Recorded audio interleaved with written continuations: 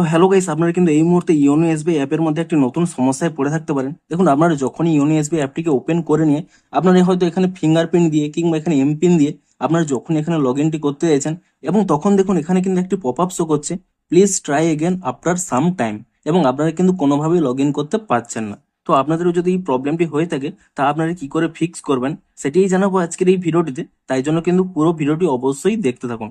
তো তার আগে ভিডিওটিকে অবশ্যই একটি লাইক করে দিন, এবং এই চ্যানেলে যদি আজই নতুন এসে থাকেন, এখনই চ্যানেলটিকে সাবস্ক্রাইব করে রাখুন এরকম নতুন নতুন ভিডিও দেখার জন্য।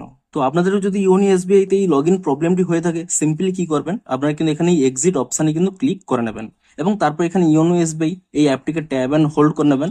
তারপর এখানে এই অ্যাপ ইনফো এই অপশানে ক্লিক করে নেবেন, এবং তারপর এখানে স্টোরেজ ইউজেস এই অপশানে ক্লিক করে নিয়ে এখানে কিন্তু ক্লিয়ার ক্যাচ করে নেবেন, এবং তারপর এখান থেকে ব্যাক করে নিয়ে আপনারা কিন্তু প্লে স্টোরে চলে যাবেন, এবং এখানে ইজিলি সার্চ করে নেবেন ইওনো এসবিআই বলে, এবং এখানে চেক করে নেবেন যে এই অ্যাপের কোনো নতুন আপডেট এসেছে নাকি।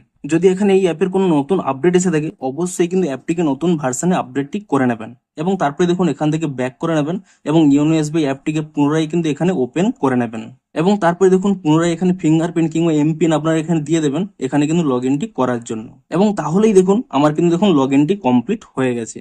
তো এভাবে কিন্তু আপনার প্রবলেমটি ফিক্স করতে পারবেন, এবং তবুও যদি আপনাদের এখানে প্রবলেমটি সলভ না হয়, তাহলে কিন্তু আপনারা কিছু সময় ওয়েট করে নিন, তাহলেই দেখবেন এই প্রবলেমটি কিন্তু অটোমেটিক্যালি ফিক্স হয়ে যাবে। তো ভিডিওটি যদি একটু হেল্পফুল বলে মনে হয়, অবশ্যই একটি লাইক করে দিন। দেখা হচ্ছে আরো কোনো ইন্টারেস্টিং ভিডিওর সাথে।